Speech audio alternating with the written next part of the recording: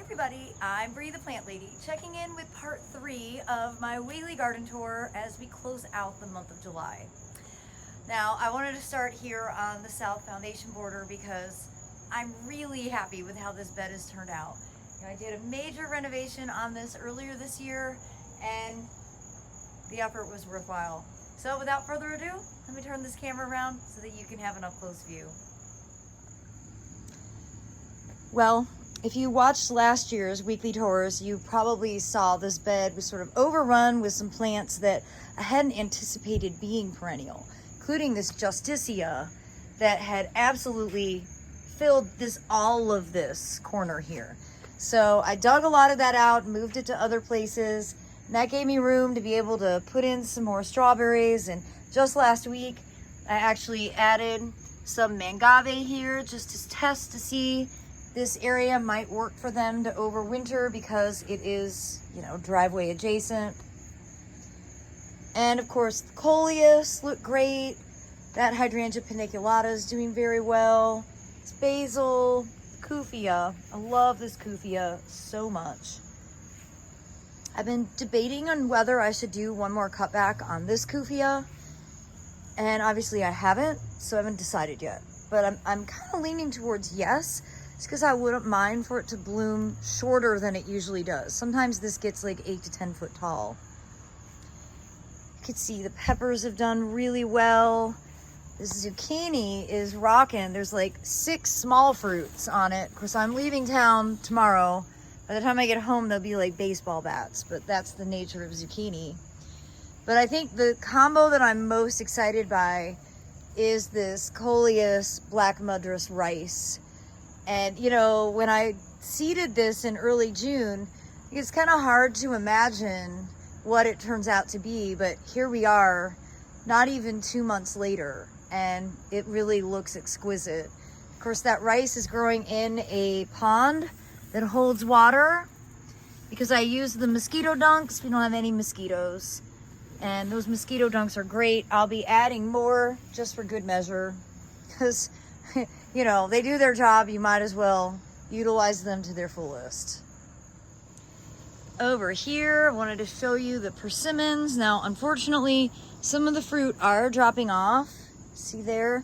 So I'm just making sure that when I turn the hose on and turn it off, I leave it here so that this tree gets enough water. I have a great persimmon crop so far. It'd be great if they would make it to maturity. Same thing with this weeping persimmon. On the other side of the arbor, you can see tons and tons of fruit. And, they're really a favorite for Thanksgiving. Not only are they, colored appropriately, but they're really delicious and, kind of unusual. These are not native. These are, that one's actually a hybrid. It's half native, half Asian. This is all Asian. At the base, you can see the eggplant and pepper combo is filling in nicely with some self-sown buckwheat, some self-sown castor beans. I never did get around to seeding anything in here, so it's great that there was some stuff in the seed bank. And over along the property border, the hibiscus have kind of finished blooming, I think, for now. They sure were beautiful, and of course this eucomis has been incredible. And I'm really quite pleased with how this border has filled in so quickly. You can see how tall all of the sesame is. So this here is all sesame, but then we've got zinnias mixed in. You can see they have different foliage. We've got sunflowers, and then we have a row of peppers and a row of squash because I can't help myself. And it's a bit shady, but everything's doing well. The hydrangeas have really come back. They've bounced back well. Of course, the deer are eating them now. So, if it's not one thing, it's something else. And then you can see back here, the self-sown buckwheat looking really nice. I'm so happy. Last year, I think we planted too much buckwheat. So it's good that it's sort of tempered just in one little area. And tons and tons of sunflowers growing, which I think are going to be awesome for the fall open garden, which of course is Saturday. September 21st, the first day of autumn.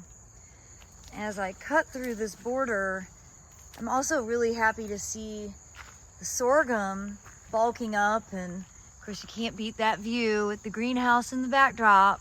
We're still waiting for electrical and plumbing, which is why I have not announced any classes.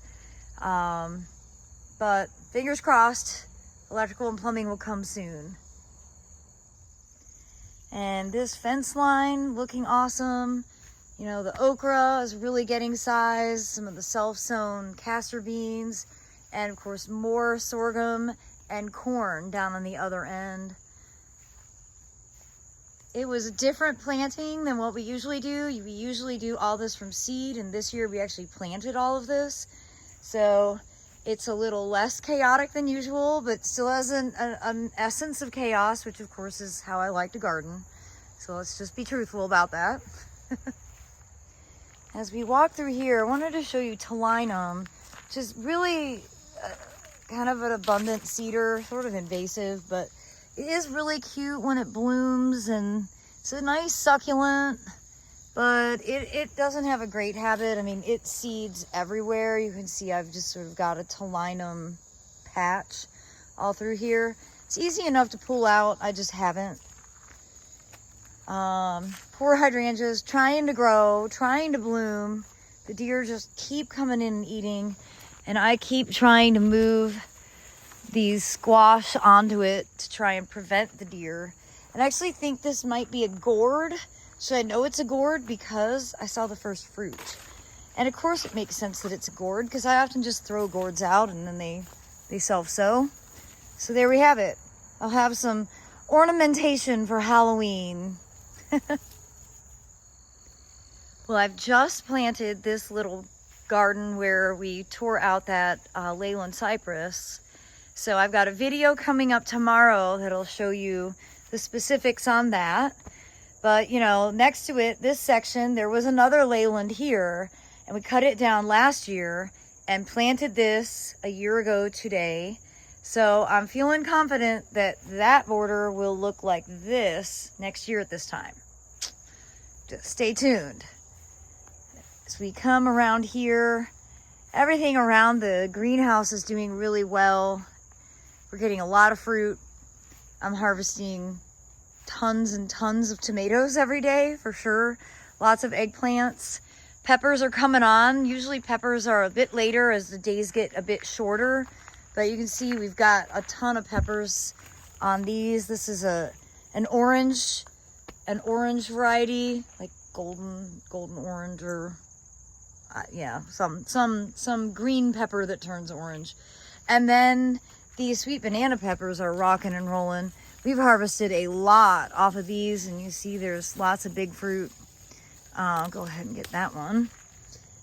And all these pots, it's amazing what you can do with good soil, containers, and water.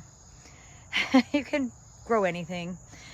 Definitely 100% convinced the success of all of this is the veggie mix from Soil Cube. So if you haven't tried it and you live in the Southeast where you're in the range of delivery, you really should consider buying it. It's worth every penny. Also wanted to show you that the hardy citrus are setting tons of fruit. Tons and tons. They're very high up into the tree, naturally. But we will have some hardy citrus to harvest at some point. And of course, Aiden and I took on the Edgeworthia earlier this week. It's a bit sad, but it's good that we did it. We can actually get in here. Oh, I know, I'm a plastic hoarder. Can't help it. They don't recycle this plastic. Even when they say they do, they don't actually. And I do use some of it, but I have way more than necessary, and we just need to sort through, and it's on the list. It's on the list, everybody. I don't like showing this work zone because it's really not the impression I want to give to people, but it's real. Now coming into the woodland, yeah, it's just everything looks so much better since it's not all wilty. It's, oh gosh, I'm so grateful. And got some black runner colocasia popping up that I need to go ahead and eradicate. I wish the deer would eat that. They're just obsessed with eating all the hydrangeas. But I wanted to show you the Amorphous. So this is Amorphous Kjac. It's hardy and it is spreading. As you see, this is all Amorphous now. But it's such a cool tropical leaf, and look at the mottling on the petiole and stem. It's just such a cool plant. Of course, it smells terrible when it blooms, but that's why it's planted way back here. I was really pleased to see it doing so well, because honestly in the drought it wasn't growing at all. I thought maybe I'd lost it. So I have a lot more than I would have anticipated having, and that is a welcome sight. You can't beat the power of some good variegated plants. This is Oria Japonica Pearlfrost, and boy, it's magnificent. You really notice it because this woodland is dark, and you know the broadleaf evergreens I've planted are all dark green. We've got, you know, camellias, good bud set on these. These should be flowering in probably 6 weeks. But, you know, it's dark back here, and so the variegation is really important. And saying that because I need to get more variegated plants. There's not a lot of natives that are variegated, I guess.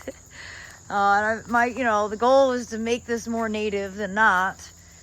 So there's a mix of both in here, but my inclination is to continue purchasing more natives to be able to put in here, and particularly as we make progress cleaning up the bad stuff, which we've just kind of straight up decided we're not dealing with the privet until winter. And then we'll be on it, and we'll do it well. Gotta know your own limitations. And to show you the side of the boat shelter, which is planted with a lot of different hydrangeas and hedychium. There's a neolithia planted here, some hardy banana. You know, a year ago, this was just like all privet, and then we had Snell tree experts come in and get rid of all of that. It's so awesome what you can do in such a short period of time, getting rid of the invasives and putting in plants that you desire. And that's the case with this whole border.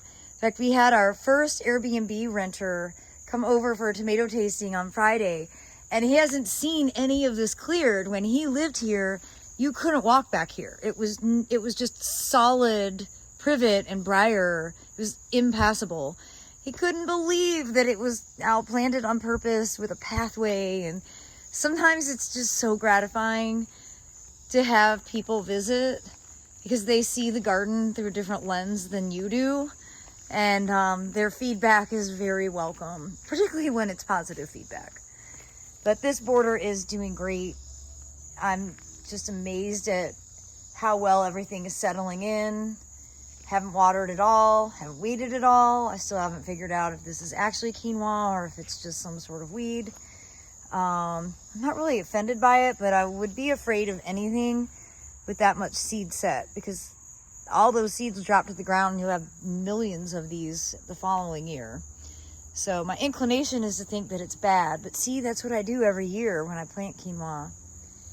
But again, just give you a view of that whole shady berm, and feeling pretty good about it. It's a nice feeling to have. Well, everybody, I hope that you have enjoyed this week's weekly garden tours, and I certainly look forward to sharing more updates with you as we enter the month of August. And as always, thanks so much for watching. Happy gardening.